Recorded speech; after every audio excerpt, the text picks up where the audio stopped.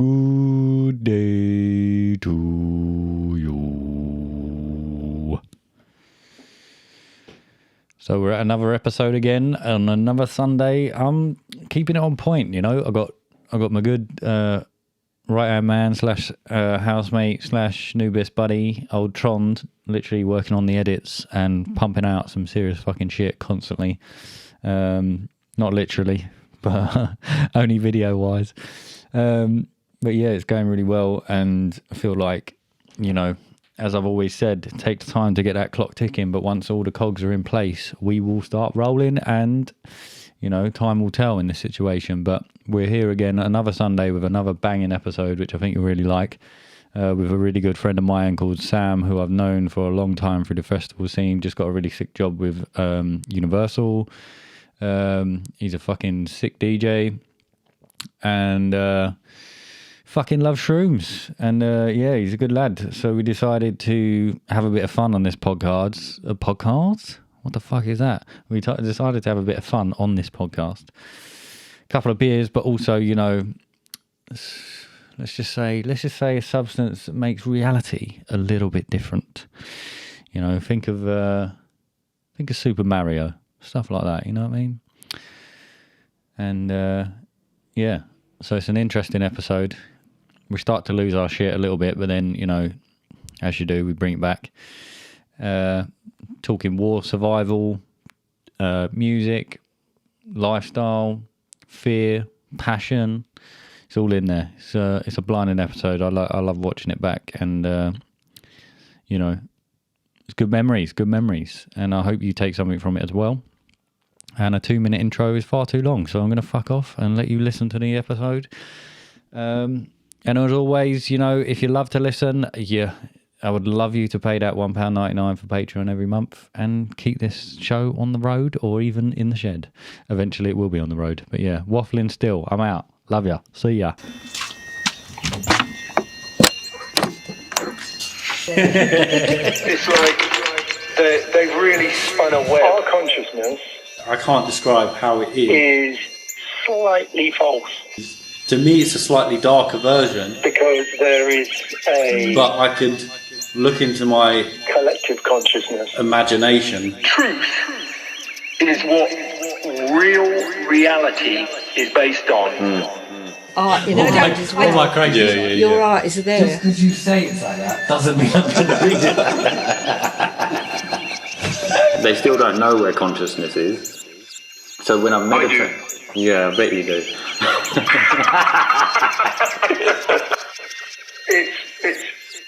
It's basically your heart. Really? Yeah.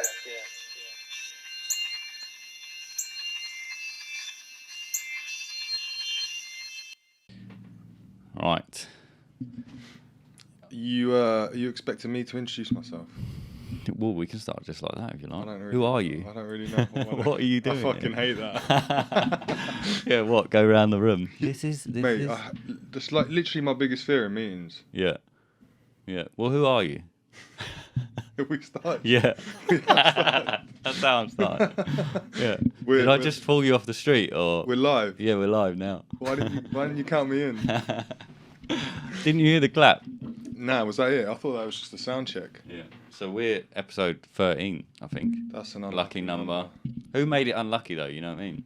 I don't know, but you know, right now I feel like it's unlucky. I'm gonna firstly apologise because I sound like shit. So, but then if people ain't been listening to that, I'm sure it'd be like, oh, who's this guy? He sounds a bit rough. Yeah. So who are you? Who, me? Yeah. I am Sam. I am Sam. I'm Sam. Yeah. You do struggle with that, don't you? Do you know what it is? I feel like, you know, I don't know. I don't like to, like, you know, put myself on a platform. But I guess, you know, today's the day. To your listeners, you know, I'm one of Ryan's new friends. Yeah. No, 8 years. Yeah, I still feel that was quite new in the grand scheme of, like, True. my friends. You know, a lot of my friends have been around me for a long time. Yeah. I'm a DJ. Yeah. Sometimes. Yeah. You know, it's more of a side hustle. Yeah. And Yeah, I really struggle with this. It's mad. I'm gonna help you. What do you want to know about me? Ask me more So specific. everyone knows, Sam's like one of my really good friends. He's a proper fucking G. We'll go into how we met and how we know each other and everything else. He's just got a banging new job at Universal and fucking kills it in the game with music, and he's a really good fucking DJ. And we just realised he struggles to talk about himself in a circle. So yeah, that's you. It's gonna make this interesting. But if it was me, I would struggle as well. I think when you're in a room where people don't you don't know people, and it's you get that dreaded feeling at the beginning, don't you, where the person says, "So now we're just gonna go around the room and introduce ourselves," and all of a sudden I go, "For fuck's sake!" I hate it. My heartbeat starts like going real quick. And in my head, I'm like thinking about what I'm going to say, and then it comes to me, and I definitely don't say that. I actually just like, my new thing is to just keep it real short and sweet in the work environment anyway. Yeah. I don't usually have to answer this question outside of work. So no, because people I guess know that's why it's who you difficult. Are. And the other thing is like, you know, I guess it's that imposter syndrome, right? You know, a DJ. Am I a DJ? I don't know. You know, what qualifies you to be a DJ or to actually have that? Well, if you move this like a jockey. Exactly. Or, you know, saying that I am, you know, that I work at Universal Music, sometimes I just like feel like people are going to be like, this guy's a prick. Yeah. Who do you think he is saying that? Yeah. Why do you think they're going to be like that then? I don't know, you know. I guess it's a pretty cool place to work. Break your boundaries down today. It's a pretty cool place to. I think, you know, I've always, you know, it's getting that fine balance. Like, I don't want to come across like I'm arrogant. And, you know, I'm quite a confident guy. Yeah. Most times. Yeah. Not when I'm being asked who I am. No. Clearly. I think you're more humble. Okay, that's good that that's coming across. Yeah. I guess I actually got told quite a few times in the workplace that was one thing that I needed to work on. Yeah. So maybe it built up a bit of a complex. Well, because I think I don't know how long you've been told that for, but I think since I've known you, I think arrogance doesn't necessarily have a helpful nature.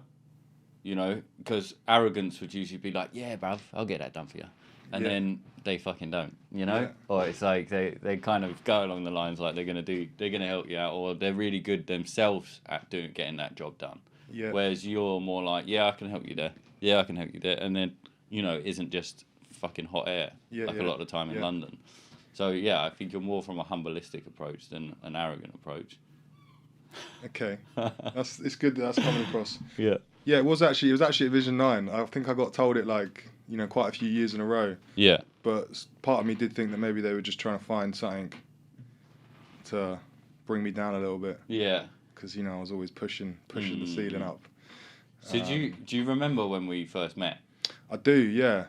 I do. So, I'm really bad at this because Faisal said this the other day on the last pod, and I was like, I don't fucking remember. Well, I guess you left a bit of a mark on me. It was actually a negative one.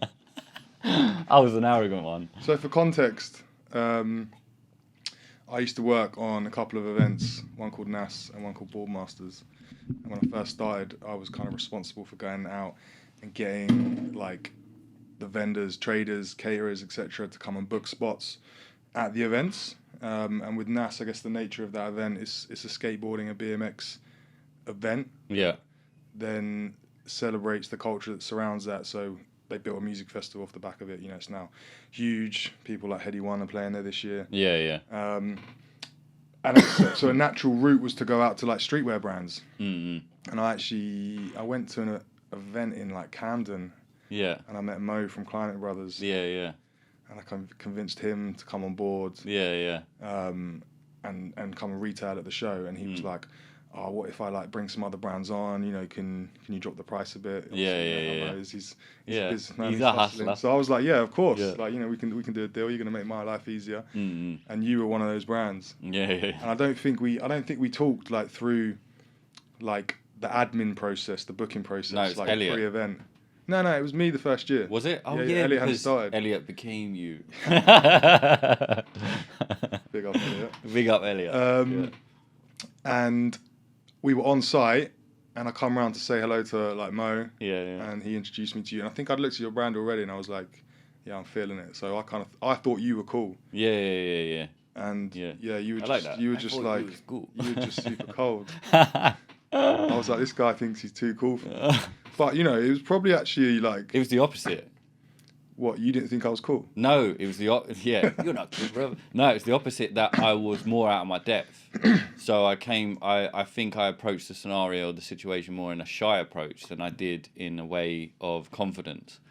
You know, whereas if you saw the progression, then I would have a different approach towards you than the first year. I was out, I had a fucking gazebo that was like, it was Yeah, fire, you lot didn't have any weights. You were like, Mate. beg, borrowing, and stealing stuff to keep them down. I used blowing away. the the fencing weight, and it ripped a hole. feet. It ripped the wind, just ripped the left side of the marquee. So then we had a hole where the rain was just coming through constantly. You know, it was just complete, Dunning-Kruger. Like, we had all the confidence and none of the knowledge needed at all. Yeah, but you boys always did quite well. Like, you and Mo and Climate Brothers, Dirty Rich, like, you know, you hustled hard. And that audience definitely picked up on your brands. Yeah. As opposed to just, like, buying random garments. Yeah. On a festival site. When did festival work start for you then? That was it. That was kind of your well. first. I guess in that. And you got Cold Shoulder Ryan. In that This is what I'm guise- going to deal with for 5 years. No, in that guise, yeah. But prior to that, when I came out of uni, I studied audio engineering, and I'd already been kind of doing some like live sound stuff. So working as a stage technician, so supporting the engineer. Yeah. Doing like monitors, setting up like the mics and the stage for like bands, artists, etc. Yeah. And that was kind of like, that was the way that I thought I was going to go. Yeah, I didn't know you did that. I did that for like maybe 2 or 3 years. Yeah. There was a festival in Hitchin, where I'm from, called Rhythms of the World. Okay. Which at one point was the biggest free festival in Europe. It was wicked. It was like a celebration of like world music. Yeah. So naturally I started working there, and like also in indoor venues, like private events. I did stuff for like Jessie J and Ollie Murs. Pixie. That time frame, innit? They were all like a clusterfuck. Yeah. Alexandra Burke. A lot of this was like private events, like birthdays, where they'd been booked to come and play. Oh, right, okay. But I very quickly realised that on one side of me, I had like the OGs that had been in the game for time, and they were all like older dudes, like that seemed quite unhappy. Yeah. You know, I guess like that life, you're on the road a lot, it's quite physical. You're probably not seeing your family or your loved ones or your friends that often. Yeah. And they seem pretty worn down, and I was like, that's not really inspiring me to go in that direction. And then on the other side, like, I guess the younger generation that were coming through, they were like, I guess in that space of having an understanding of sound, like they were way more like scientific and like methodical. Yeah. And I don't think I had like, you know, whilst I do have an ear for music and sound, I don't think I was that way inclined. Like, you know, I didn't want to sit there and pick out frequencies. No. That were resonating in a room, No. etc. So that's when I kind of decided I wanted to move more into like the business end of music. Yeah. And I guess kind of that was kind of testament to like my dad owns a business. Yeah. I guess he's got that entrepreneurial spirit, so kind of that was ingrained in me quite early on. Do you think it was also people though? I guess so. I mean, you're quite the networker. Do you know what I mean? So I feel like when you're in a position, and it's like I'm quite similar to you in that aspect. So when I'm pushed into laptop work, computer work, technical work, stuff like that, I want to fucking cut and run, man. Like I need the balance a lot of the time. So I feel like maybe, you know, you saw that people were disinterested or they was overworked and whatever, and then also the technical sides to it, and then afterwards, you know, business is the essence. But I think as well, like, you know, you're going to my shop, Mo's shop, you know, bringing us in and stuff like that. Like, yeah, I mean, I like the hustle. I like communicating. I like talking to people. Yeah. I like, you know, coming over challenges, etc. Building strategy to like achieve things, which, you know, I guess you could have done that in that space. Maybe I didn't know enough about it at the time. Yeah. But then I guess a lot of it was chance. You know, I did like an intern at a music PR company. Yeah. That did PR for the likes of Ministry of Sound and Big Chill. And to be honest, like it was a bit whack. Yeah. Like what I was doing, reaching out to like media propositions and being like, did you get this latest release? Like, can you talk about it? But one of the guys that owned that company, his brother owned a company called Track It Down. Yeah. And at the end of my internship, it was like a 3-month thing. They were looking for someone to come in and like run their ticket department. So Track It Down is a website that sells MP3s to DJs, so similar to like Beatport or iTunes. Yeah. Supposedly it was launched before either of them, and I guess they just didn't have like the VC funding to really like punch it through. Yeah.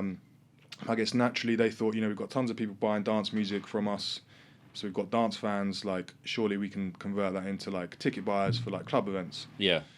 But they didn't have much budget to hire someone, so they hired someone with like zero experience in that realm. Yeah. We're gonna mold him in music. So that was like a baptism of fire, like made up a lot, but learned a lot from one of the founders, a guy called Nolan. Yeah. Again, he was like, I think he was like the guy that behind the idea, like that pushed Track It Down forwards initially. Yeah. So very entrepreneurial. So learned lots from him, and I think I was there for like 2 years, and then the company was like in a bad spot. It was going into administration. They actually needed to let me go, but Nolan was like, I want to keep you on until you find a job. Yeah. Which is sound, because they didn't have the money to pay me, but they did pay me, and there also wasn't really any work to do. So Yeah. But he had a link at Vision 9 where we'd actually been selling tickets for like NAS and Ballmasters. We probably didn't sell any though. And I once went in there for a meeting and was like, damn, this place looks sick, like really nice. Yeah. office. Was it the Covent Garden? Yeah. Like they've got all this cool stuff like branded snowboards and shit like that. From, like Relentless and Coca-Cola, etc. Yeah. The events were starting to like. It's above a pub. Yeah, exactly. The events, particularly Ballmasters, were like really starting to pick up, and whilst not completely my kind of music, they had a lot of good artists on there. So he had a way in for me, and it was to go into like selling the trade and catering stands. Yeah, which I think I probably wouldn't have gone for it had NAS and Boardmasters not had those lifestyle elements, like the streetwear of NAS, the connection to skateboarding, and then I guess the kind of surf and beach culture to Boardmasters, because I don't think I would have enjoyed constantly belling up someone and being like, do you want to bring your burger van to this event? Yeah. But I also, like I say, it was chance and opportunity, and it was, right now I'm sitting here and I can say it was one of the best decisions I've made. Taking that opportunity. Yeah. But yeah, and then we met. So, No, I think it's dope. I think seeing you work at the festivals is it's mad. Like, it's mad for me in one position. You know what I mean? But to see someone that has to deal with all these positions and all these people, like, I know though, after 12, if something goes wrong and you ain't getting a call, I can ring and ring. You be all right. Elliot will pick up as well, but there'll be nothing to get. Like, if electric or things like that, it's like, it's fucked. You're just like, tomorrow, Yeah. But new people would always be like, where are they? We need help. I'm like, just chilled. Like, it was sorted time out, but I think you can't wear a normal watch at a festival because things just happen in different periods of time. You know what I mean? It's like you just have to go with the fucking flow. Yeah, I like that. But I think, like, for me, the last straw was Boardmasters. Just like the festival, I love, and I love it for the same aspects that you do. Because like Reading, I didn't used to like as much because it's just very, drink orientated music, and like there's not much essence. There's just loads of tents everywhere. Whereas I like, the builds, the boomtown kind of scene, or with NAS, it's fucking crazy because it's just like you can go into a building and they're like, guys are breaking their backs, you know what I mean? Yeah. Like, so I think those aspects of what really pulled me, kept me keep going to those festivals every fucking year. Yeah, for sure. And I guess, again, Boardmasters, like that location is just unreal. But also, like, very vulnerable to wind. Which I guess is what sent you over the edge. What was the worst period you've had at fucking Boardmasters then? Like, we can talk about the best moment after. I mean, my first year, like the Sunday, Saturday Snoop Dogg was playing. Yeah. Like, probably the biggest thing to hit Cornwall ever. Yeah. The rain was coming in sideways, and we were told by like production and management that the weather was going to get pretty gnarly. Yeah. And that we needed to go around and speak to like yourselves and be like, you need to make sure your marquees are secured, like make sure you weigh it down properly. Even telling some people to like drop them halfway, so like they're less of a sale because these things are lightweight. They can't, on the box it probably tells you they can take like 30-mile-an-hour gusts. Yeah, but in reality, they probably can't. it's And like- we were expecting, I think, like upwards of like 40, 50. Yeah. But it was also one of the senior management's team's birthday. Yeah. So we at the end, we finished our shift, watched Snoop, watched everyone else, and obviously at Boardmasters they run the after parties in town. Mm-hmm. So we went into town and had a big night. I reckon we went to bed at like 6 a.m. Fucking hell. And we were This kind is of. your first time. This is my first Boardmasters. Yeah, but, yeah. It was Caned it. Boardmasters in, I guess, in comparison to NAS was like 7,000 people this year. Yeah. That year, 2014. Yeah. I probably told you it was like 12, but it was actually 7. Mm-hmm. Whereas Boardmasters, I think at that point was like 30,000. Yeah. So it's over 3 times the size. Mm-hmm. But even then, like we weren't, no one was told in the evening. We didn't get a text or anything to be like, if you're out, because it was kind of expected. Like they understood that we'd probably be doing this, Yeah. And it was always about needing to, you could go out, you could enjoy yourself, but you'd need to be on shift in a good form to be able to conduct your job. Yeah. So we got on site at 8, sunglasses on. Yeah. Because you get red eye like mad the next day. Well, when you've been doing I'm it the for same, bro. When you've been doing it for I'm like the 6 same. nights in a row, We just used to look at each other and just know, like, you've had That's that. why I always used to give that advice to like the youngers coming through. Sunglasses. Wear sunglasses. Yeah. So you're standing there, sunglasses on, right? The site shut down because we've got 40-mile-an-hour winds and the structure's unsafe. The Maverick tent, which I think was a tent that held like 3,000 people, had like ripped up from one side and luckily just blown straight down. Yeah. If it had taken off, like that could have been serious. Mm-hmm. And then they had to like park a ton of like cherry pickers and JCBs on like the pegs of the Unleashed tent, which is like even bigger. Yeah. To keep it weighted down. Site was shut. All Jennies were turned off because they'd like cables had been ripped up by the wind, and that's vulnerable to start like fires. Yeah. So then you're dealing with like. Luckily it's Sunday, so all the partners is like, we've had our fun, we just want to get the fuck out of here. So obviously that's not my remit either, but they kind of they get it, they just want to get out of here. But the traders and caterers, like Sunday's like the day where you really like make your profit. Yeah. You've like made all your costs back, and that's the day you start to make money. So they were like kicking off. They wanted to get their stuff. They were worried about it. Yeah. Obviously the damage being done to it. Also, with the Jennies going off, that meant all the refrigeration trucks for the caterers were going down. So they got frozen food in there. And you're a fucking Joey. So like we're With a standing mad there, hangover. we're taking heat, and actually, testament to Toby, he was like, "Go and sit in the office, like I'll deal with this." And I think he just stood there with his sunglasses, just taking abuse. Yeah. I could hear it all popping off over the radios. So that was pretty severe. Actually, like the worst moment of that was like when it had all died down. I went back out there to see the damage, and obviously at that point people were allowed to go in and get their stuff. Yeah. And Mo was there that year, wasn't it? yeah, Mo was there. Yeah. And there was we had this little thing called the Cornish Market where we had like local vendors would come in, sell local produce. Yeah. And we had like this small deli, and like I'd sold them into coming. They were like, it was a new client for the year, and their stuff was like everywhere. And not only was it everywhere, but the marquee company had just come and taken the marquee. Oh, okay. So their stuff was just sitting in the rain. Yeah. And they just turned up, and obviously they were distraught, and it was like, an older woman, and she just like went in on me. Yeah. But not like, in a savage way, more like, an upset mum. And it basically it brought me to tears. I had to like walk away. Yeah. So I was like, at that point, you're like, like it's serious. That's really you're good. Like, you're fucking up someone's. But that's really livelihood. Good. That's the best thing that could have happened to you on fucking day one, bruv. Because I think that's why I would have that representation of you being humble, because you like. It's the difference between selling me a stall, an area. And like I think the whole Vision 9 team are aware of how much money traders put in, and I always felt like everyone on that team was always like responsible and more than fucking, because I've worked at different festivals, and like you just we expect a certain amount from you lot, but other festivals you don't get close to that sometimes, you know. But I feel like the fact that she gave you that grueling at the beginning made you realise, fuck, like, yeah, these people put in some peas and this. But you can't help weather. No, you can't.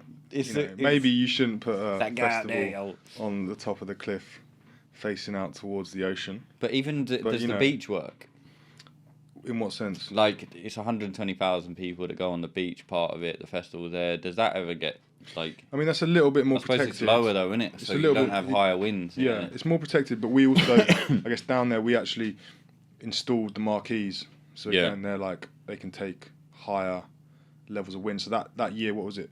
2019, we actually had to cancel the All Masters in its entirety on the Wednesday night, on the Tuesday night before we were about to go live. We still ran the beach. Most days. So beach is fine. I mean, it needs wind. It needs surf. Like. Well, that's the other thing. Like when the wind is calm, the sun is shining, it's amazing for the festival. But it's terrible for the surf. Like you want that gnarly weather to bring the waves. The fucking the last time I did it right, that made me, like, I woke up at 4 o'clock in the morning, right, and. Bless Sean, who was the manager of the shop, right? So he was managing the shop I was doing that time. And worked up from a 4-meter gazebo to a manager in the shop. So this is 4 years or whatever, just so everyone knows. And then basically I saw him, well, no, all I could hear is just rattling. And this kind of like, constantly, right? And then I've opened the Luton back doors, and the marquee. I used to have 4 marquees, innit? The back one is just off. And it's like held on to like 2 bits. So all I can see is this big... I'm in my boxers.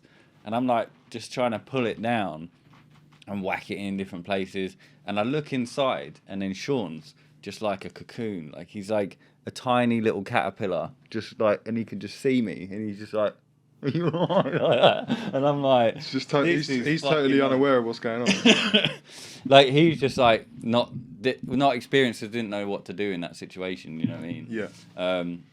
And then I think he helped as well, but then the problem was it was like day 1 wind, day 2 rain, so you couldn't fucking put anything, you couldn't pin anything down, you couldn't make anything secure. So then all you're getting is water damage, and then next day wind. So it's like, and I had these gutters along the centre because I'm joining shops, so each shop would have a gutter system in the middle, so you don't just get a pour through the roof. So at certain points through the day, we're walking along, just pushing the water down from one side to the other. Like, and I'm just looking like, this is just nuts. Like, why am I doing this? Yeah, I did used to think like a lot, like over the years, like people have asked me like more, I guess, on the food side. Would you recommend me?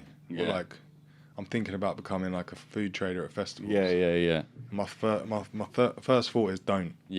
But that's not true. I know a lot of people I think do if you get a fucking van. But just be aware of. Or you make pizza. You need to be aware of like the challenges, and you kind of need to finesse. I mean, it's the guys that sell. I guess obviously their product is a lot cheaper. But it's the guys with those shitty vans selling the lower level food. They're the ones that really make money. The guys that come in with like, the more boutique streetwear, street food offering. Like that hustle's much harder, and they're much more vulnerable. So it is great though. It's a great environment to be in because as I'm sure you did, like you build a family of people around you because you're there for so long. Like I would be there for like 2.5 weeks. And I guess my season was like made up of like similar people. Not only from like a Vision 9 core point of view, but then also like the production staff, security, guys like you. So you have this like family and this network, and it's very, very hard to like explain to people outside of that world like how it feels. I guess it's kind of like that Big Brother element. Like you're in that space. You get to know people really well. Build relationships. Like, and you share a lot more, like, on your day-to-day with these people than you would maybe in, like... a normal job. A normal because of the intensity around it, the stress you have to do. And well, you're sharing, like, your challenges and your wins as well. Yeah. So like obviously Boardmasters and NAS have like the are you getting giggly at all? I mean, I can feel it in my stomach. I can feel a little bit happening. We'll just let see if people work out what we're talking the about. anticipation is building up. Yeah, like, yeah. I'm a little bit worried which way it's gonna go. Well, we don't know. I mean, I'll just be like, what are you talking about? Oh dear. They're weak anyway, you know. You say that, but no, they are. Trust me. the fact that I can feel it makes me. But you should slightly- feel it. You should feel it. You just ate a load of them. Yeah. So We probably should have done this on part 2. Nah. We'll just see what happens. So Boardmasters, right? And just stay with the convo. Keep it chill. Yeah. Focused. I should have put in some like fucking bird noises and shit. Sam, come back. So Boardmasters and NAS have this like, you know, they've got obviously the aspects of extreme sports and stuff like that. But like, has it always been music for you? Like, was music the main? Because obviously you started. You were saying technical wise, you started in that kind of scene and then didn't feel that was where you want to go. It's always kind of been music. So where did like music kind of start for you? Yeah, I guess Who like influenced you? I wouldn't say like my parents were like mad into music. You know, Yeah. I think maybe over the years they have become more and more, you know, inclined that way. But it was actually, I think, like my early experiences of it were like, if I actually look back properly, like I had a couple of friends at primary school that were really Sorry, people. that were really I'm a musical. bit clumsy. It's still going, man. Hang on. Yeah, go on. Sorry. They were really musical, and I guess that they kind of brought that into my life. You know, I think I even remember like performing Yeah. S Club 7 at like a school disco. What? Yeah. Who was you then? Obviously, John did the worm, probably not very well. Yeah. But I guess that's kind of like early memories of me starting to maybe build like my own identity from like the music that I like. Yeah. Lots of like 90s, 2000 era like hip hop, R&B, and then also a very good friend of mine at primary school. Her dad was like a disco DJ, but like school discos. You know, he'd come and wedding discos, etc. Yeah. He'd come with like the whole setup, so sound system, lights. Yeah. And he used to have this thing which I guess you wouldn't. It's not a record player, like it's not turntables, it's not CDJs, like it's almost like this box. It's got like carpet around it. I can remember like the very distinct smell. Yeah. A bit like a fucking Coach. Yeah. You know, they smell real bad. Yeah. And you could put CDs in it. It did have little jog wheels, but you definitely couldn't like blend with it. And I remember him lending me that, and I can't really remember what I was playing around with then, but I guess I was trying to switch in and out tunes. Yeah. And then also my uncle was a DJ. He used to play a lot of like techno, house, trance, kind of in and around, I guess, the Hertfordshire area. Yeah. Probably, you know, did some pretty decent gigs in his time, and he helped me buy my first set of turntables. Yeah. And I would go record shopping with him. But then I was like, you know, I was buying like Jay-Z, Eminem Stan, like Darude Sandstorm, Oxide Trino, all of these tunes that you couldn't blend together. Yeah. Because the tempos were different, like the beat structure was different. So even at that point, like I hadn't started like DJing, like, but I guess I was building that love and that passion for music. And it wasn't until like I hit like 15 and me and my mates started listening to drum and bass that I then started like, okay, now this is a genre that's like I can kind of learn on because I understand that it's kind of What kind of drum and bass though? Was it like liquid? I mean, it was everything. Like my thing was always the more liquid stuff. So like Caliber, those type of artists. But I also liked, I guess, the more techie stuff. So like Alex Perez, Jube, Break, those sorts of guys. Yeah. And then kind of like, I guess, the more renegade hardware end of things, which is, I guess, more like the ravey, jungle-esque kind of D&B. And then there was the jump up, you know, DJ Hazard, Hype, etc. Yeah. Which, you know, I would go out to and I would mix. Yeah. And it was a whole lot of fun to like double drop some tunes. So I guess that's kind of where I really sort of started building my love and my enthusiasm for like music and DJing. Yeah. But at the same time, I guess I was also like, my first jobs were more like in kitchens as a chef. Yeah. And that's kind of the way I started going. I very quickly realised that I fucking hated working in kitchens. Yeah. They were chaos. Yeah. And whilst I love food and I love cooking, I would rather cook for like yourself, my people, and myself. Yeah. It's a very stressful environment, and it's fucking hot, and I think you're surrounded by steel. Yeah. You know, it's not really much to look at apart from the food you're gonna peck at all day. And, Yeah. You know. Well, and I guess I think, whilst I don't want to stereotype, like it is quite chaos, and I think it's chaos in kitchens, and therefore you need to be the type of person that likes and thrives off that chaos. Really, to be in that environment. Yeah, I think they do like the stress in there. A lot of the time, they're really heavy drinkers, chefs. Yeah. As well. Well, there's a great film that I think has really good insight into it, called Boiling Point. Is it the Bradley Cooper one? No, it's Stephen Graham. The new one. It's new. Yeah. Stephen Graham. He's the guy that played. He was in. It's quite similar This to is England. To the same sort of. I haven't seen the Bradley Cooper one. That's pretty good. But this one was shot in Dalston, so I guess like I kind of got into it. It's where you're at. Yeah. And it was also like a one take, so that made it quite interesting. Yeah. But anyway, we digress. I guess that's kind of when I started getting into drum and bass. Yeah. That was maybe like when I sort of maybe started seeing music as like a bigger part of my life. Yeah. That's sure. where it hit. Yeah. So what do you think? Like, I think how we started, right? You said I can't really talk about myself. If you ever get in a circle, just go. Have you got 10 minutes? Have you got 33 minutes? Because I'm just going to explain exactly who I am. Because that's you, bruv. Okay. So what do you think? This is just a question, really. Like, what do you think that me and you have learned from each other? Babes. Interesting. Because I think through life, that's what it's about. The relationships it's about what you give, obviously, to each relationship, but it's also what you learn from each other. Yeah. I mean, look, I'm not going to speak for you. Yeah. But so I can't tell your listeners what you've learned from me. Yeah. But I guess I always. I mean, in that's the way I'm kind of asking the question. Yeah. What do you perceive that you've learned in it through the relationship, rather than just the person as a specific, but I mean through the situation that's happened.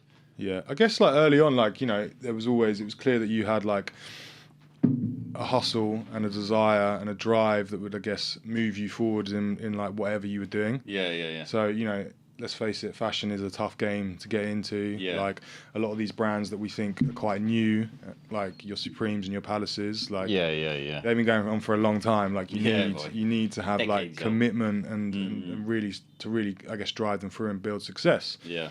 And I think that's something you're aware of. But you were printing T-shirts in this shed, that's desire. Yeah. And you were hustling, you were doing it all yourself. You were clearly like very entrepreneurial. Obviously, you had like the shop in Camden. Yeah. And you were constantly you would always come to me and like trying to find like new angles and new opportunities to present the brand. Yeah. Expose it to people and drive sales, I guess. Yeah. So yeah, definitely. Like I always found that quite inspiring. Yeah. It motivates me, on my journey. To keep moving forward. Mm-hmm.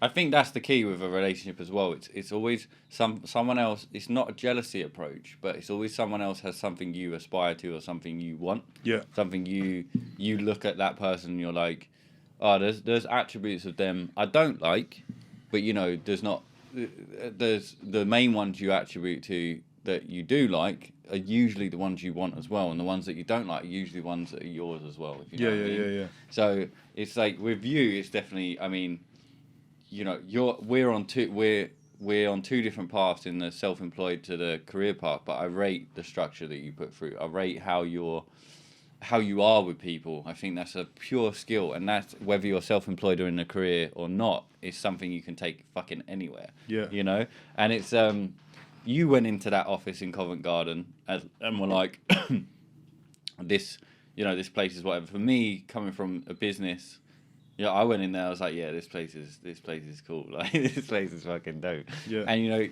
rather than putting me in a glass room. And it's all you lot all know each other. I felt very like, it's not like a crazy meeting or something where you're not liked you always have this kind of approach where you just put someone at ease instantly. And I think that's going to work in your favor forever, and it always does. Yeah. So that's definitely something I've always aspired to. It's like I don't know, man. You've got like a natural hi, Well, I guess my thing is like, you know, I don't see myself as like an expert in anything technically. Like, you know, I've always enjoyed bringing people together. Yeah. Like purely from like more of a social angle. Like a lot of my friends. That's another thing I'd add to. Like you're a social G, bro. a lot of my friends are kind of like, you know, in different social circles, and I love like pulling them together. Seeing what happens, and like I guess over the years, a lot of like my friends have become friends with like my other friends, which is great. I love seeing that. I like that when you see that happen. Yeah. It's like you see different little ant hills are growing. Yeah. But I think it's more about, you know, I like bringing people into a room and being like, you know, they're in the room because I think that they have a skill set or an expertise or some knowledge, or can bring something to a certain situation. Therefore, you know, when that conversation starts, like I shouldn't be speaking. You know, it should be about the other person. You know, speaking and, you know, I guess showcasing their thoughts and how they think something can be done, as opposed to being like, we want to do this and we think you can do this. Go do it. Knowledge speaks, wisdom listens, isn't it? And it's like you're in that position as well, which, you know, you've learned a lot of stress training. You learned a lot, you know. Definitely. And I like the fact of the festival work and the fact that you're in an office, right, in Covent Garden, above a fucking pub, which has all this like decoratory of fucking stuff in it, you know. Like, it's dope. And then you're in a field in Cornwall that fucking hanging as fuck, and like the wind is just obliterated every part of that festival that time. But the what would you call it? Like on ground and off ground. What do you call it? Like where you're at festival, on festival. Well, you're in your normal office. On site is on site, exactly. Yeah. I don't know what we like in the office. We would just say. Yeah, just in the fucking office. Yeah, it's not that deep. But but literally, like, I think that's such a. It's a good path to have in any working environment, like something that takes you away from the office. Like I the only thing I can relate to that is obviously not walking out of the shed and going to the house. But I mean, when I was an estate agent, I used to fucking love going on viewings or getting out of the fucking office. You know. An office to me kills it. But your office is people coming in every day and talking and doing different things like that. Like I love meetings. I think like one of the, you know, I really like communication in general. And the best way to do that is like being sat down with someone. Like, you can understand them. You know, obviously the last couple of years have, you know, brought the Zoom meeting and video call forwards, and it is apparent. Like, you know, sometimes it's hard to break people down, or rather not break them down, but like break down their shield or their guard, like in a business meeting, because you've got that screen between you. Where I was, you know, I was getting much joy when I'm doing that in person. And also, like, you know, I guess over the years, I've conducted like video interviews where I've been interviewing for jobs. And again, that's very difficult. Like, it's very difficult to read someone's reactions. So that physical work, or rather, like being out with people, meeting new people. I love that. What do you look for in a person? Obviously, when you interview people, right? This is always interesting to me because I'm like, how the fuck do I come across right in an interview, right? So what do you look for a person? Obviously, you have the criteria of the business, the corporation, or whatever you work for. They have a certain criteria they're looking for. But I think it's also going to come down to your nature as the person who is the interviewer in that. And what is it that excels to you when someone is in an interview with you? What, like from like what I perceive their skill set to be, or like how they're acting? How they're acting. You know, how... I mean, their skill set is really on paper. The proof is when they do it in the fucking job, right? Because they can't really tell you. Yeah, you know? For sure. I mean, for me, like, I'm always trying to suss out, like, you know, what can this person bring to, like, the team or the role that is maybe different to, like, what it says on paper. Because, you know, that's where you're going to get the extra 10%, or that's where you're going to get, like, the new ideas from.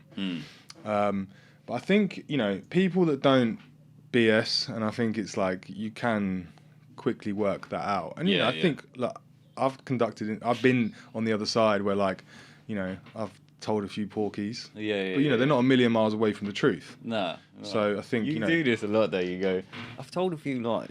But and then it's like, look, I'm gonna crack a small joke, Yeah. and like I did something naughty, and then I'm gonna hit it with an affirmative. But Yeah. I know what I'm fucking You talking know, about. never Best way to never do let it. the truth get in the way of a good story. Yeah. But you know, even when people are nervous, like I don't think that's a bad thing. And I guess particularly in like what I do, Yeah, which is can show want. which is I guess new business. So like you've got to be confident in what you're communicating to clients. Yeah. And you've got to be able to present it in a clear manner. Yeah. So that nervousness can be perceived as like not having, someone can, take that as like they don't have the ability to present to a client, or because of that nervousness, they're not able to communicate properly. But actually, they're just nervous because they're interviewing for a job that they really want. Yeah. And that is a big moment in their life. So I guess when you're sitting on that side, it's about how you kind of try and rebalance it. Yeah. To like, put them into a position to like actually showcase their skill set. So, I mean, what do I look for? Like, also people that have just like a clear understanding of what they're sitting in the room for. Because there are some people that turn up to interviews and they haven't like, yes, they've got an understanding of the role, but they haven't interviewed the company. Yeah. Like, and you're like, okay, always so how research. do you, Always fucking research. Do you want this job? Yeah. Do you know what we've done in the past 20 years? Yeah, that's always a key, because I find you always get asked that at the beginning. And like, well, it's like relevant. Like, you need to I be know able the to, cousin who has shares 15%. I've been so deep in your company. I know what's going on. Yeah. You don't want to do that either, but you still want to know enough in it from that point. And also, like, I don't want to say this from like, I guess, trying to sound like a hero, because that's not at all. Like, I think it's good to try and find individuals that may not have the opportunity to step into your space. I've been in the room with like senior management where I think they discount people very quickly because of where they come from or who they are, like what gender they are, and like, I think yes, you should be choosing the best person for the job at the time, but also like, the avatar, I guess really matter. It's very easy for me, I'm a white man, like it's that's not something, it's not a challenge that I have or haven't had, so I can't say how that feels walking into a room, whether like you're a female or you come from like a different background. So I think it's trying to make sure that there is no barrier there, like you're in that interview process. You're clearly saying there is no barrier, like this doesn't matter, because I've been in situations where like I've had to like be like, no, you can't make that decision based on that. Yeah, no, I 100% agree as well. I don't know if that answers the question. It did, really, in the sense of, you went off on a tantrum a little bit. Also, my legs at the minute, right, feel like they're going sideways. The thing is, if I'm not talking, I'm just gonna start giggling. Yeah, but I'll just keep talking. So like, we can have a little giggle. We can but it might run away. Like that when you're in like in class at school and like your mate makes you laugh. Yeah. And you start laughing. You just can't fucking stop. And the teacher's like, stop laughing, and it just makes you laugh harder and harder. Well, it has changed in here. We are at the point where it's all like a little bit, it's a bit weird. Is that because the sun's getting lower though? No, like your face is looking a little bit different. I always find people, it's almost like, I don't know how to explain it. Like, first time I did an acid tab, right? I was with an ex-girlfriend. I watched David Attenborough, and I watched Sharknado, and the sharks weren't even scary. What was scary was the fucking, no one had any eyebrows. What, literally, or just like they don't have eyebrows? No, obviously they were all in. They weren't in a normal film, but it was all like it was being filmed, and it was like no one had any eyebrows. Yeah. And I'm like, have you ever had where you've tripped and someone's having the same hallucination as you? Yeah, maybe. I mean, I went pretty hard on a beach in Thailand once, and I was just with my boy Joe. And whether he was seeing the same things as me, like, we were very like together. In terms of like how we were feeling. Yeah. And I guess that journey through that trip. Yeah. For sure. Like I had a pillow. Yeah. And the pillow basically had flowers on it, and I moved the pillow over, and I could feel underneath the pillow, I could feel the flower was moving. You know what I mean? Obviously hallucinating it or whatever. Yeah. Moved that pillow over, and that was the same hallucination that she had. Yeah. So you can share either you're imprinting that through the conversation you're having or whatever. So it's like, but I have no idea why no one had any fucking eyebrows anyway. But I get a small difference in the way I can see things. Well, I guess everything starts to look a little Starts bit more... moving, starts breathing. Like, starts you see, I think you see, like, for me, I see, like, the colours. Yeah. Clearly. It's like fucking HD, bro. Yeah, and I see and then the it goes shapes. to 4K, and you're like, whoa. Everything looks great, you know. Yeah. But yeah, I just think the only thing that worries me is the waves. Because it's like, whoa, gotcha. And then, well, we're going to let you feel sober. Whoa, gotcha. You know, things like that. Well, that's why, I think it's good to be, like, enjoying these things in particular environments where you can... Chill the fuck out, You can let it, yeah, like, out. Yeah, in a proper way, yeah. Like, yeah. when you're at a rave, like... No, there's too much data going on. There's too much to perceive around you. You can't fucking handle that shit. It's nice and kosher here. Yeah. But, like, so... Let's go a little bit deep then. Why we're feeling. Can I go to the toilet? Yeah, go toilet. Go Yeah. toilet. I might get out the Guinness as well. Yeah. Go. Right, we're back.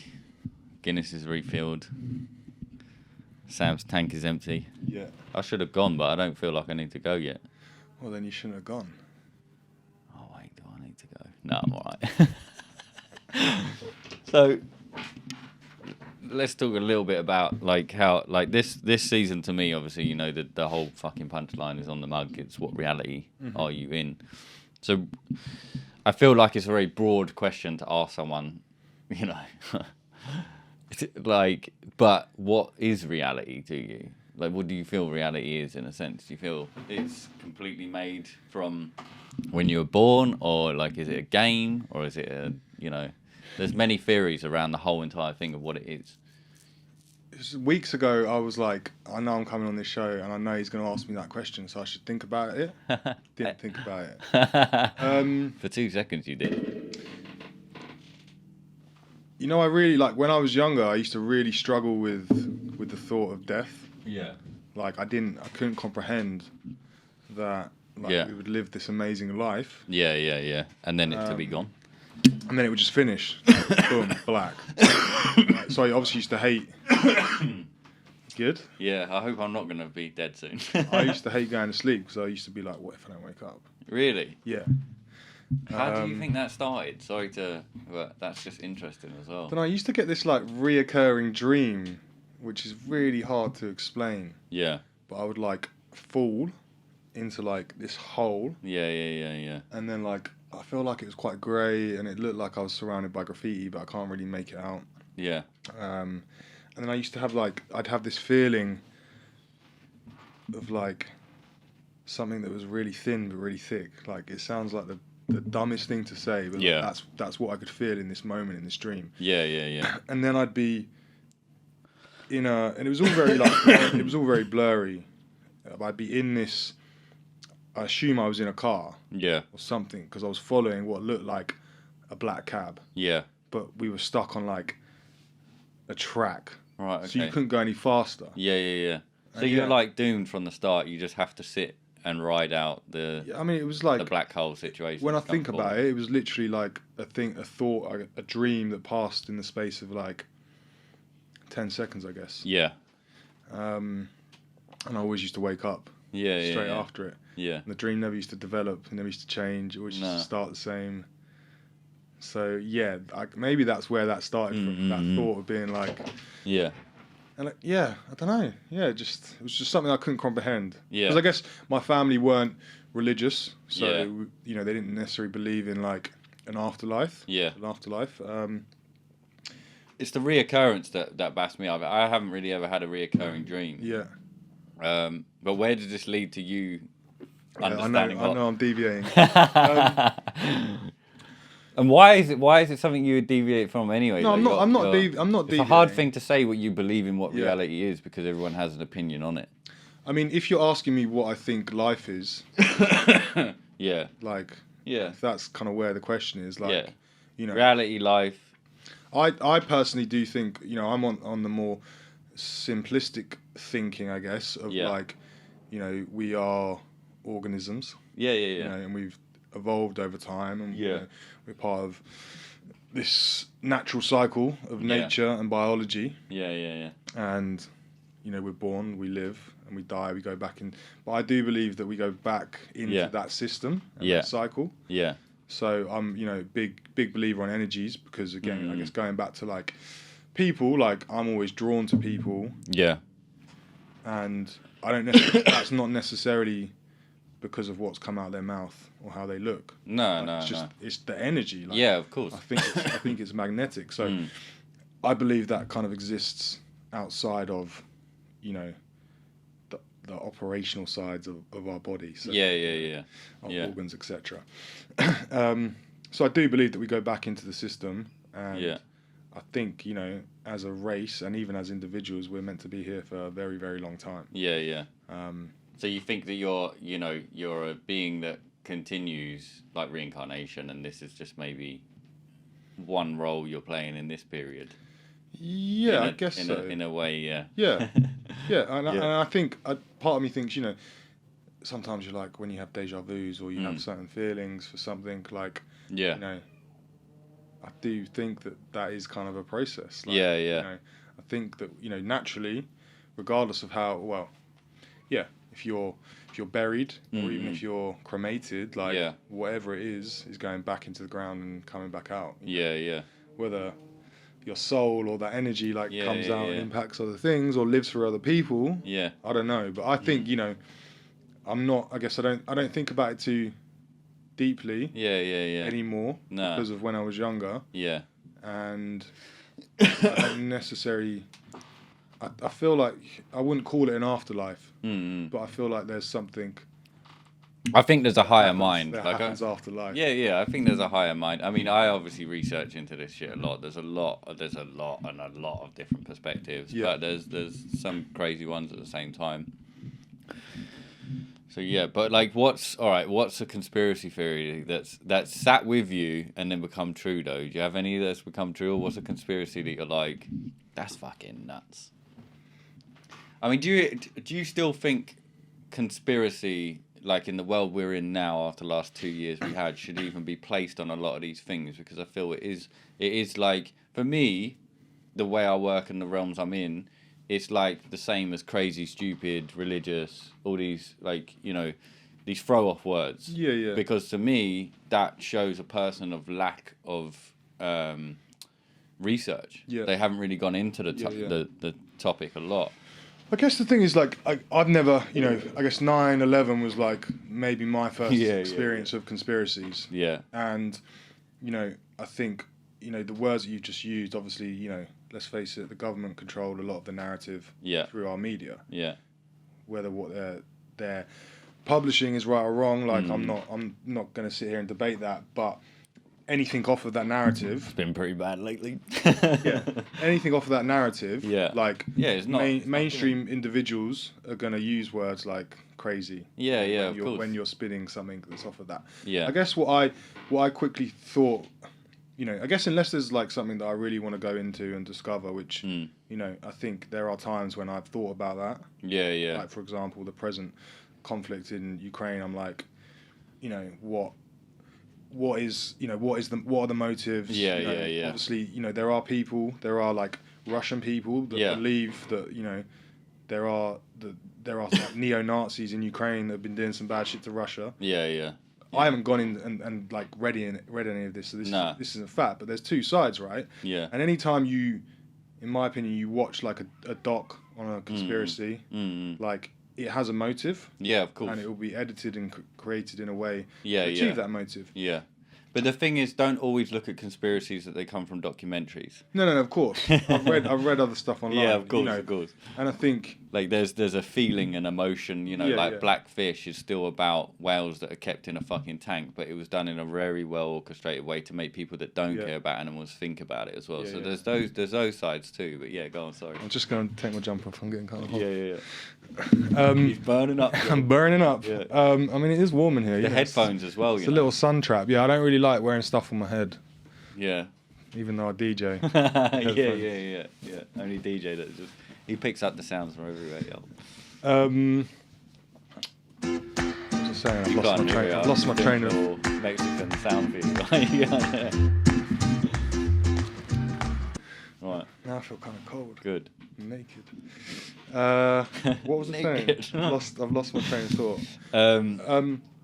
You know, 9/11 conspiracies, and we was talking about how. I think you have to be very invested in a subject. Of course. And you have to, I guess, similar have to be careful what I say. what you're doing You do. right now, like sit in a neutral position, because I guess that's the thing, right? Context and understanding all manners of situations. Yeah. Like, and motives, Yeah. whatever that element is. Yeah. You know. Yeah. There's a lot of biolabs in Ukraine. But the problem is, it's the same thing. If I say things like that, it doesn't mean I'm against.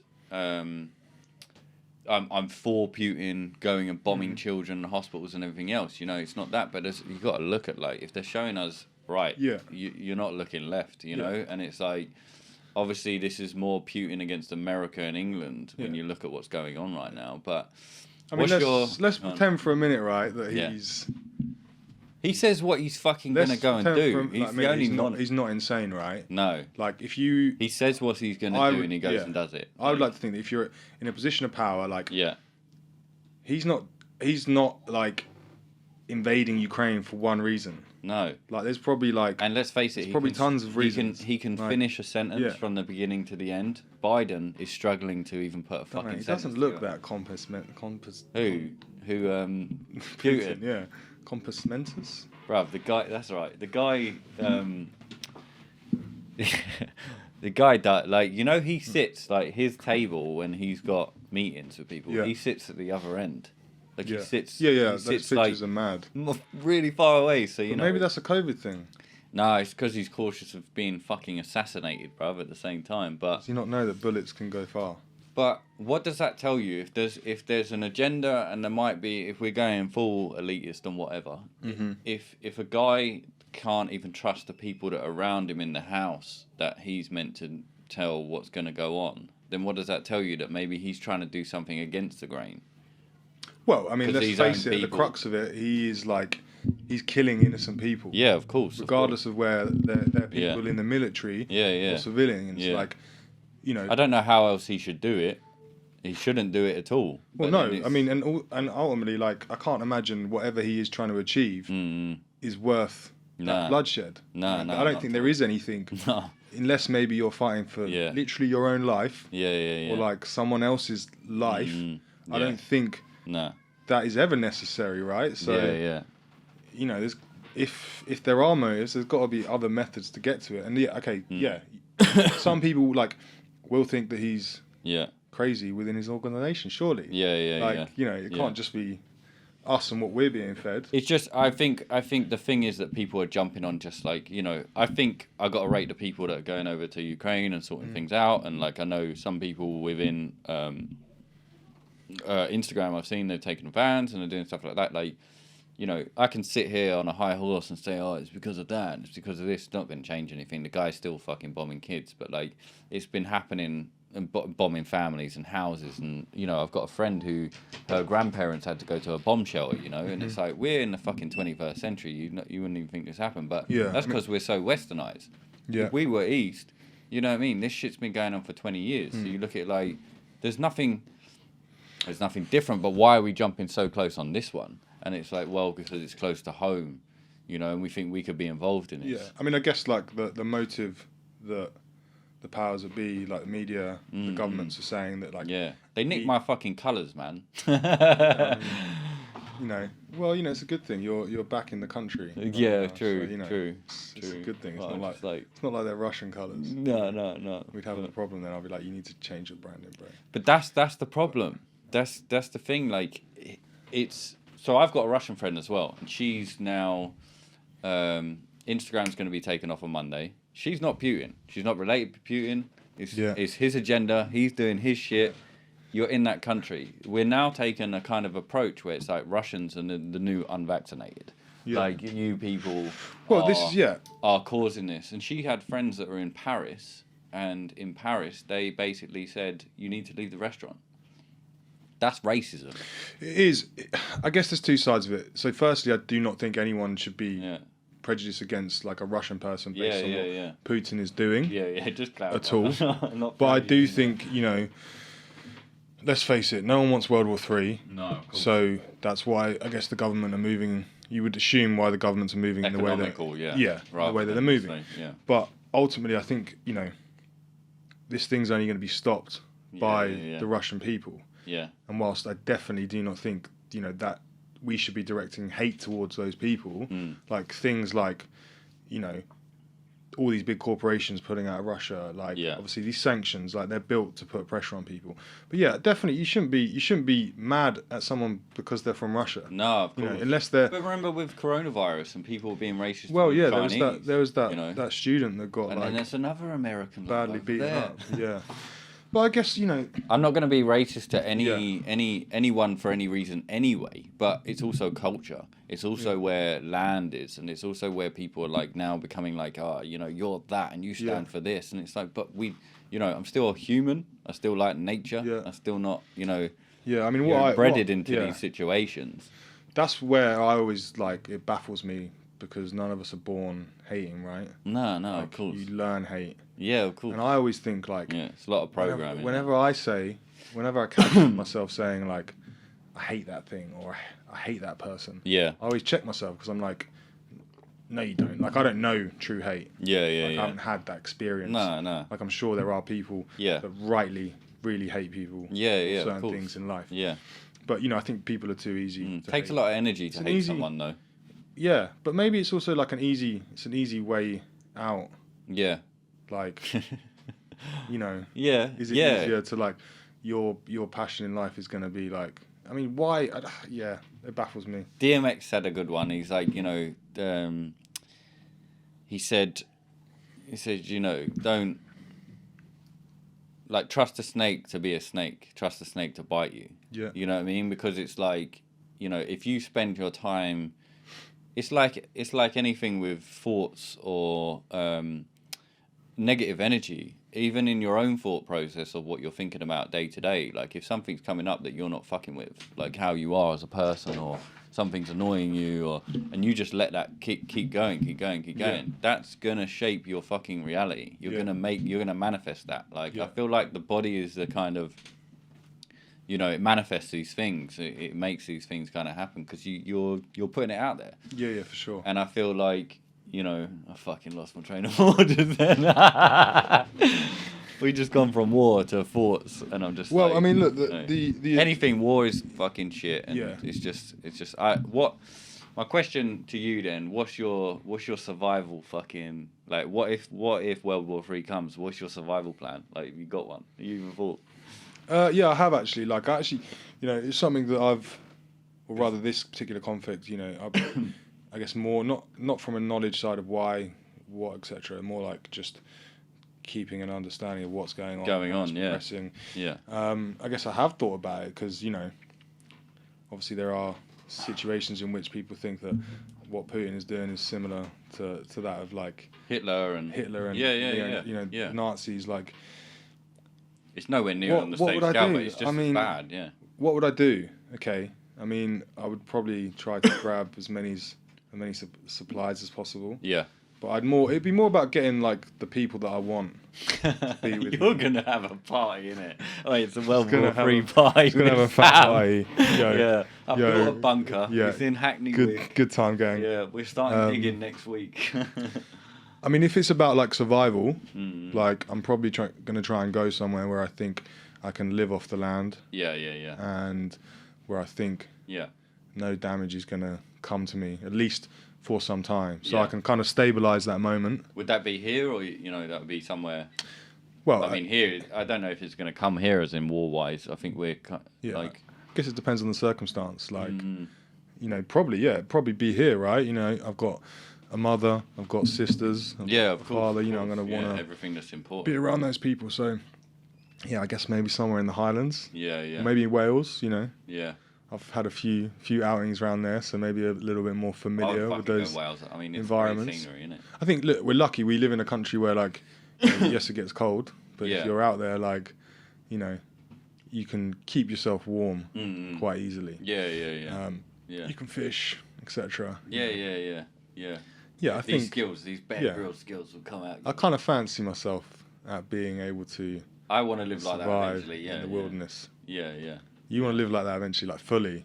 Not fully, like completely off grid. Yeah. But I think like you've always got to be aware that, like going back to World War III or whatever with Putin, he's shut off Instagram. You've got to be aware that like, all right, all these things you're making money on and whatever, all this music industry, everything that you think exterior to you is making you money can finish in a second. And COVID showed us that. So many business died through that situation. So many people are still trying to get out of that situation, and now it's just been bombarded by, a World War III situation, which is not in anyone's control, but it's not going to help matters in any other sense going forward. Like, people can't even keep their fucking head straight. Yeah. And I think, don't get it twisted to think that these things can't disappear in a second. Instagram, Amazon, everything I'm built on can go. Who are you then? So I look at it like if there's a blackout internet-wise, what's going to be king? Food. Food is going to be always king. What if we don't have any money anymore because any cash? It's all going to be digital. You go to China, bruv, and you go to a fucking vending machine, you need to take a photo of your face. Imagine if you upload your, you got diabetes, right? Yeah. You upload your medical situation now, right, in China, or say it happens here. We've already got facial recognition cameras. The police are already trying them. They're putting them in areas and picking out people on the street or whatever. If it goes to this where crypto and everything, Bitcoin dies out, and then we now got these main coins that everyone's using, and it's pretty much digital anyway. You never have change for a homeless person anymore. You don't really have change for a tip. You don't carry cash. Yeah. So when it comes to the point where that money is no longer physical, it becomes more like, I heard this as well online as well, but it's more like a voucher.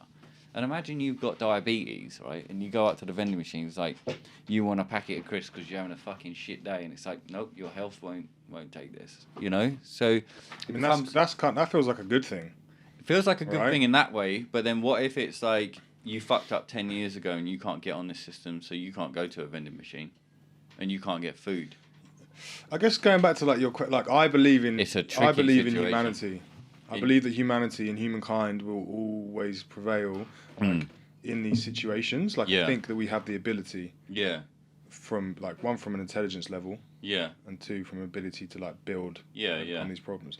That problem right there. I mean, I guess I would say empathy, right? Yeah, but if you've done the right thing, you got the cash. Yeah. And you're in the right place, then you're fine. But what about the people that aren't? It's that tricky situation a little bit. But what I mean is, I think there will. If that system ever came into play, it's in play. In China, it's just. But here, but the thing is, we think of technology, right? That it's so far away from us, but it's existent a lot of the time, and a lot of the time, it's actually put into poor areas first to test, and then taken out of poor areas and given to the rich. Yeah. That's how it works. That's how they do it. Look at Facebook. It's not really. There's no demographic to who it is. Yeah. But what I worry is that,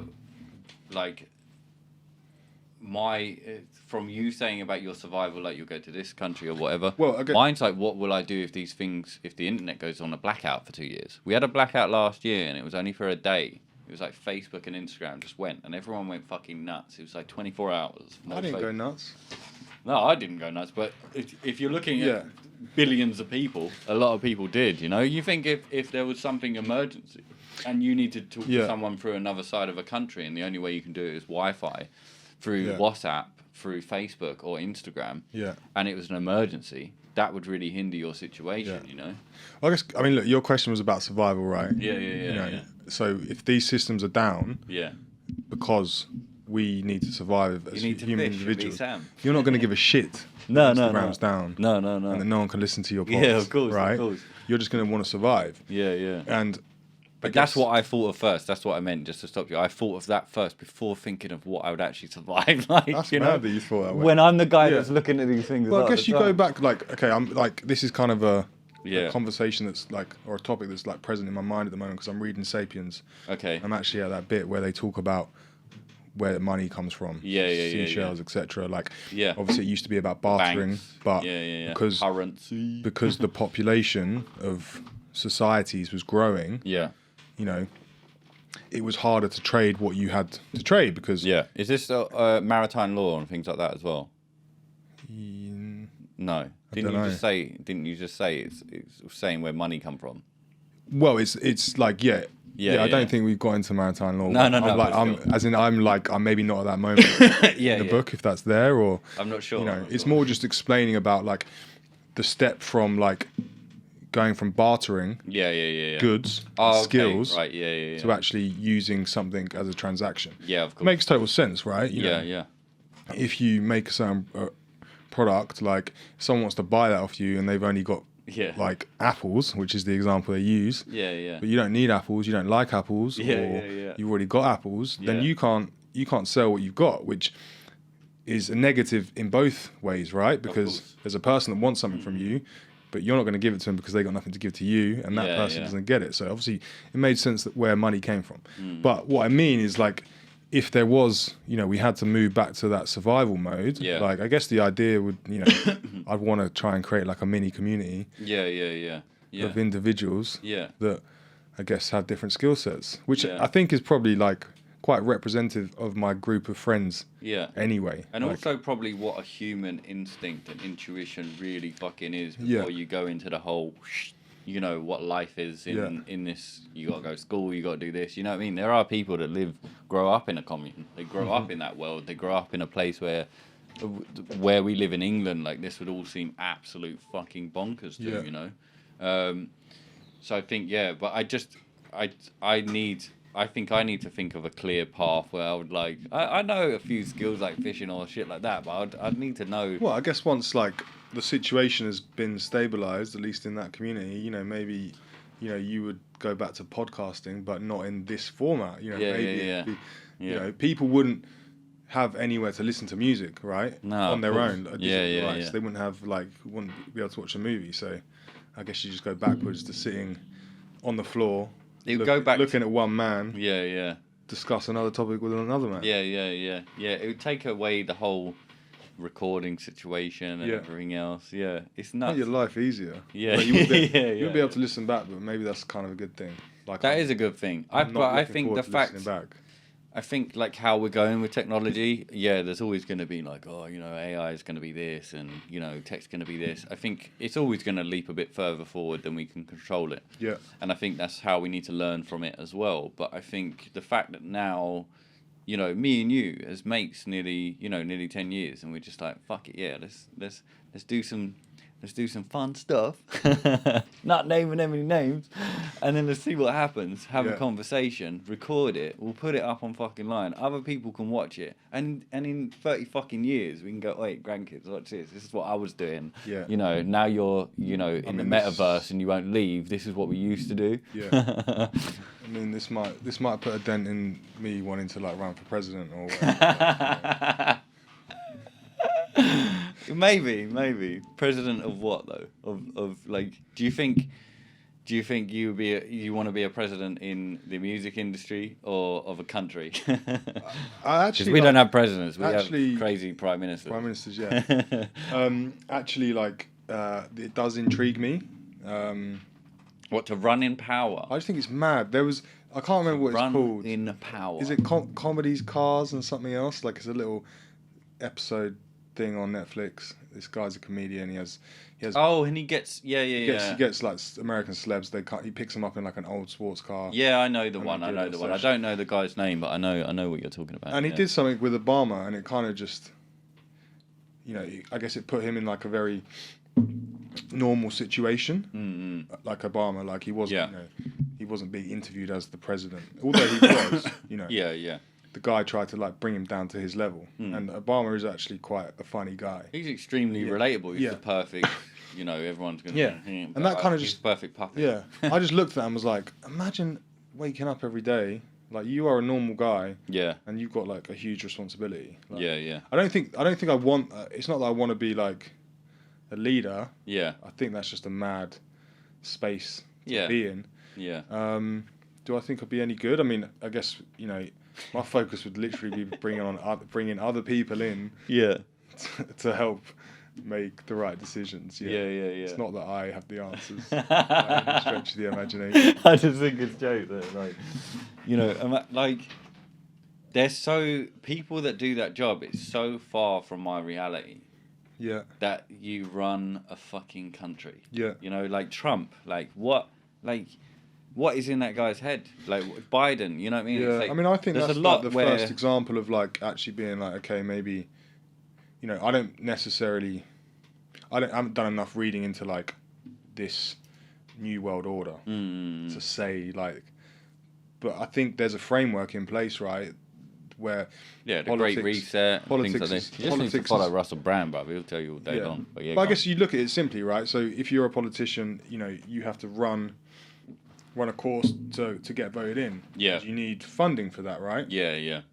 So someone like Trump's going to go to like his pals, and be like, you know, can you help me run? Yeah. And they're like, yeah, of course, but what are you going to do for me? Mm-hmm.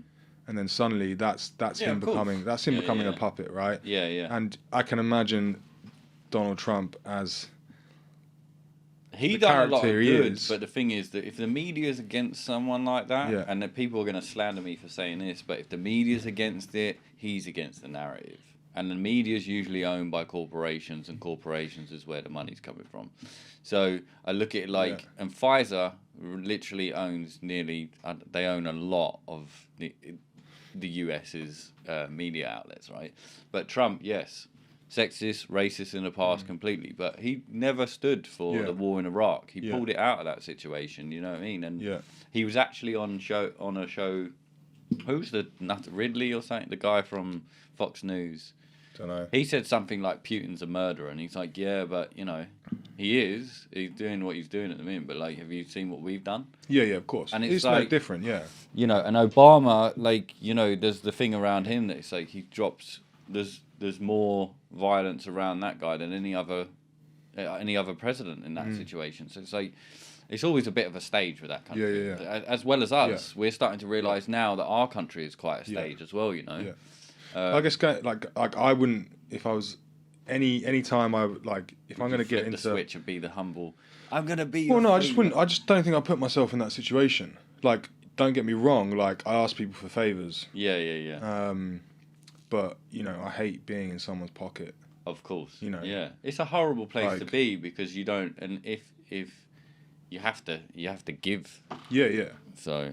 And I guess it's being, you know, you have to understand what you got to give back. And I think over the years, the commitment or the journey to power has probably like paid too great a sacrifice. Was clearly paid too big a sacrifice. Yeah. What people have had to give back. Yeah. You know, a lot of these people probably start off. Yeah. As people As that normal, they want to go into that Yeah, situation. They want to improve. Very few end up like Jeremy Corbyn. Yeah. You know, the guy should have worked for a charity company. He's in the wrong place because the whole place doesn't allow someone like that to do what he wants to do. I think, you know, it pushes him out. Look at the way the Sun treat the guy. You know what I mean? Like, you know, he wears a bad suit. Who gives a fuck? Yeah. He's trying to help. You know, but you know, God, we've gone so political. Yeah, I don't know. I don't know if I feel comfortable. Well, it is. Well, no, more so because, you know, I don't know. You're just talking about how you want to be president, bruv. No, I said it would be interesting. Look, I don't. It's true. Like, I think, you know, from a young age, like, I've always gravitated towards that leadership role. Like, even if it was like from football, like being the captain. Yeah, I think it comes from an approach just to not put you in a light that you think you're going to, right? It comes from an approach that you're just a very helpful person. You want to help people, and I think if you were put into a president's stance, you'd fucking hate it because you realise, shit, I'm helping some people, but I'm also bombing some people, or this isn't being helpful there, blah blah blah, and you're being directed in certain ways. Yeah. But I love the team approach, you know. Yeah, you're great. I like bringing, team like, guy, yeah. I'd love to hear one of your, like, do you ever have to do, I suppose now in your new job, but like, let's talk about your new job anyway. How do you feel about talking about your new job? Good. I mean, you know, it's still very early stages, so I'm learning a lot, but it's a dream come true. I'm very excited to be there. Yeah. In this moment, for sure. Yeah. I mean, do you want to know what it's about, or how I know got that you're there? working for Universal. Yeah. We know how you got there because I mean we've got the timeline. Actually, no. There was a lot of graft. Like this was like something I Yeah, was trying I to know do. because I've been with you Yeah. through this process. I was trying to get closer to the music for like probably like 3 years. So I guess for context, Yeah. my evolution in festivals was to move into brand partnerships. Yeah. So whilst in my first year, I was working with yourself, and we maintained that relationship, and I kind of always stayed present and wanted to help provide the right platform for you. Yeah. That essentially wasn't my remit for most of my role. No, exactly. Yeah, and thank you for that. That's all good. Yeah. But yeah, I started going into the brand partnership side of things. So going to brands like Corona to get investment from them, or I felt you were Canon learning a Times. little bit with me as well in that sense, you know. Yeah, definitely, yeah. And that was more like how can you? stuff I did with you was more rewarding. Yeah, like, It was mentally, fucking hilarious. maybe not financially for either of us. But you know, Well, I built a tiny shed. yeah, it's all experience, right? Yeah. So yeah, my role was to go to brands, get them to invest in the event. Yeah. Ideally, do something cool at the event to make the experience better for consumers. And then I identified that I could go and do that in the music industry. I guess more, what is the traditional music industry? So Yeah. I guess when I was at uni, they broke it down to like the recording industry, Yeah. which is effectively now where I'm at a record label. Yeah. And I always had a close eye on, like, I knew what an artist partnership was. And I saw it as a way to, like, positively impact the journey of an artist, whether that's someone that's, like, up and coming and you're helping to elevate them, helping to finance a situation, or whether it's someone who's established that has a great idea but can't necessarily finance it or doesn't have the resource to make it happen, but the idea is maybe more to give back to their community or where they've come from, as opposed to elevate themselves. Although they probably are elevating their image slightly, but a lot of them they do genuinely want to give back. Yeah. So yeah, I guess I'm now at Universal where I'm doing that, and at the moment it's a lot of learnings, like in terms of like it's a beast. There's like 7 different record labels. They represent like you look even just talking about it though, you look like a man that's on a path that he wants, you know? Yeah. Like you can see it in your eyes and the small grin, it's just like, I fucking, it's that it's, excitement. It's where I'm kind of out with this, that I can relate. Yeah, like you say, it's that excitement. Like every day, And everything it's a bit unknown, has gone through this period. And I'm aware I've gone in at a level where I need to be able to deliver certain things, but at the same time, I can't be ignorant and naive that I still need to learn how to do it. And there's big things that I think I'm like, this is a great idea, and like the team will be like, nah, like that artist will never do that, or like So it's exciting. So with the people there, they know the artist more than you. You've come in and obviously you're new. So you have to get to know the sort of artist and everything else. Yeah, definitely. So there's a lot, there's a lot of like different team members that have like, a really good understanding. So we're the department I work for is called Globe. Yeah. So we do brand partnerships for all of the UK artists. Yeah. And that's under the umbrella Universal, so Universal Globe. Yeah. And that's covering EMI, it's covering Polydor, Island, Virgin, Capital, 0207 Def Jam, which is the new UK version of Def Jam, which is what Stormzy's signed to. Yeah. So there's tons of artists, like loads, all at different levels, all at different parts of their journey, and obviously a lot of the team who've been there for a while, they know certain genres or certain artists better than others, so they can kind of help give me that understanding. And also they just know like what's achievable, what you can ask an artist to do. Because let's face it, right, at the end of the day, like I guess brand partnerships isn't something that's new to the artist world. I think, particularly in the big label world, it's become, more instrumental in terms of that journey. And like, there's an expectation from an artist when they join a label that has a department like this. They want to see partnerships come into them. They want to be funding music videos, crazy ideas, and all of this. So, it's, you're going out trying to get money for them to create cool projects. But then at the same time, we operate in the capacity where we're trying to go to brands and be like, we are experts in music and in marketing and talent. therefore you should let us create your strategy to reach your audience through music and through like the impact of music. Yeah. We then plug artists into that program. Yeah, So yeah. there's so many different ways it can happen. It can be like They simple. say it takes 10 years to make an overnight success, doesn't it? Yeah. But like, I what mean- must be great is that you've got people that you just know can produce what they're saying. Like, it's not what they're saying, but like you can come up with a concept. If they fuck with it, it's gonna happen. Yeah. And that's great because I think, you know, from my point of view, I can come up with a million concepts. Yeah. A million concepts. But can I produce it? You know, is the money there? Is the funding there? Is the Yeah. people there? You know. Yeah. And I feel from chatting to you today, it's like that's what I've realised. Like everything happens for a reason. Everything is happening, and it does happen when you need it. In that kind of sense, you said earlier, like the universe. You know, the universe comes to you, not going spiritual. Yeah. But like it does happen when it's meant to, and I Yeah. feel like now is a perfect time for you. You've learned everything you fucking needed to be in this position. Yeah. Now you're gonna learn even more. Yeah. So now it's led you to go on. Were you going to say something? Well, what I would say to like people is like what I learned from that experience. Like Yeah. I was, you know, I think, you know, the pandemic, whilst, you know, obviously festivals got hit pretty hard, and that hit my finances. Yeah. But actually, like in terms of my living expenses, like Yeah. I could still operate in the way I needed to, and it gave me a lot of time to like reflect and try and push that part of my journey through. Yeah, of course. But there were times when I was like running into like walls. Yeah. Like, this is never going to happen. Like, I think it you taught know. everyone to go in themselves Yeah. rather than be out of Yeah. themselves. You know, that's what happened. But I think it's just about continuously taking steps in the direction that you're trying to get to. Get to, of course. And you know, I actually obviously I left Vision 9, went to AEG Yeah. for like 2 months. Yeah. And I went there with the I saw you at all points. Yeah. Yeah. you know, I knew it was an amazing company. I would learn a lot Yeah. from them and the people.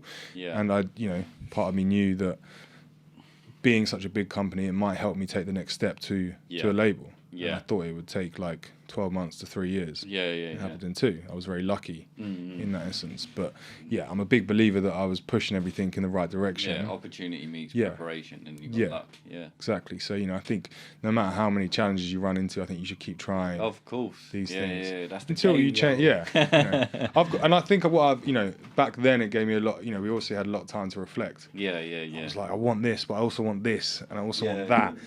And how can I do them? I want to do them all now at the same time. But actually, now I feel. Nah. I think about I used breaking to. it down. I used to struggle with contentment quite a lot Okay. because I always wanted like to More progress and and more move, and more. like Yeah, you know, yeah, achieve yeah. more and more and more. Yeah. Right now, I guess I feel very content, and I'm also like at peace with a lot of the ideas or things that I want to implement in my life. Yeah. Like I'm okay with them coming at a later date. Yeah. Yeah. Yes, I'd love to own a farm right now. Yeah. Yeah. You know, Yeah. But yeah. it's not realistic. I don't It's have not- the finances. Yeah, You know. it's a process that Yeah, will come when yeah. it's meant to come. Yeah, you know? exactly. You know, Yeah.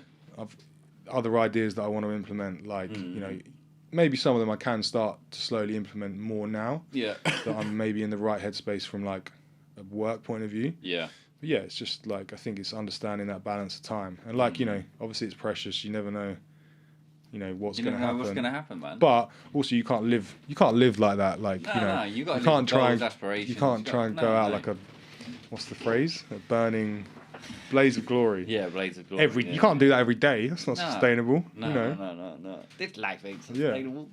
You're gonna kill me, but I need to go to the loo again. I was going to finish up anyway. Yeah. Do you need to go right now? All I was going to say No. is just, you know, you've started the radio station, Yeah. and this is your next move. So if you Yeah. want to plug anything about it, and then we can, you know, because I think we've Yeah.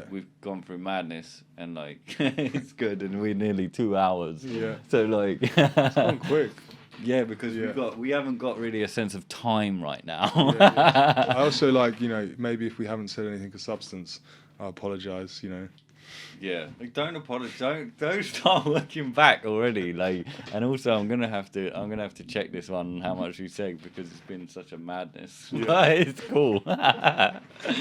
But yeah, how much do you need to go piss? Do you need to go right now? We can. No, I can wait. Right, literally, like just you know, what's the radio station for then?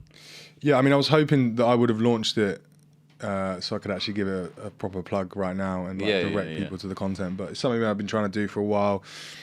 It's more of a personal venture. Like I want a platform where I can continue it's going to continue my drive and need to listen to like new music and Yeah. have a platform to share the music that I love with people. And it's going to be quite different to what I DJ. I guess you're used to hearing me when I play. Where it's more like, you know, it's house, disco, rave, garage, UK funky, techno, etc. You know, a lot of this is, there's going to be a lot of like R&B, neo soul, hip hop. But then I'm also going to have like, that's cool though. I'm also going to have like, you know, I'll be playing dance tracks, electronica, and I'll be having like guest mixes on there. Yeah. It's called Radio Club. Yeah. I like that. Yeah, I mean, you know, Bring the memberships. Yeah. Well, the idea is that I kind of, you know, I always, whenever I try and do these things, similarly with Good Time Gang, I like a name where I can build a community. Of course. Because again, it goes back to bringing people together. Yeah. We can do great things. That's a very smart and simple name. Yeah. I like it. It's going to exist on Mixcloud. The channel's not actually live yet, but it'll be live in the next couple of weeks. Yeah. But well, this is going to come out in maybe 2 weeks, so maybe it might be live. get your fucking ass together. Yeah. But at the same time, so I guess if you want to try and find out where this show exists, then you can either follow my Instagram, Sam Hot Jams, or there will be a Radio Club. I think I've got the Radio Club Instagram. I think it's Radio Club __, or maybe it's radio __ club. When you've got the I'll send it to you. Yeah. You know, it's going to be a bunch of good music. I hopefully want to get some guests on that, you know, aren't necessarily working in music or in the industry, and just more want to share their love for music. It'll be a bit of a conversational piece. So, sick, bro. And now I've said it out loud, I definitely have to launch it. Yeah, so, that's the thing about words. Now it exists. Before, yes, people have heard of it, but so you have to go with it. Now this is online. So. Yeah, you'll do it anyway. You know, you've got all the right things. I think, and the foundations have been built on everything. Yeah. So yeah, man. This has been one of the craziest. Even though it doesn't seem that, but what's going on? You know, I'm like, yes, bruv. I've enjoyed it. It's gone super quick. It's unreal. Like we're like nearly fucking 2 hours, I think. So yeah, it's a mad one. So I'll definitely come back. I need a piss as well. Help me. Yeah, 100%. Bring Brett. We'll sort it where we got. Maybe next time friends. a little bit more level-headed. He's already getting worried about what he said. No, it's all good. You'll be fine, bro. Yeah.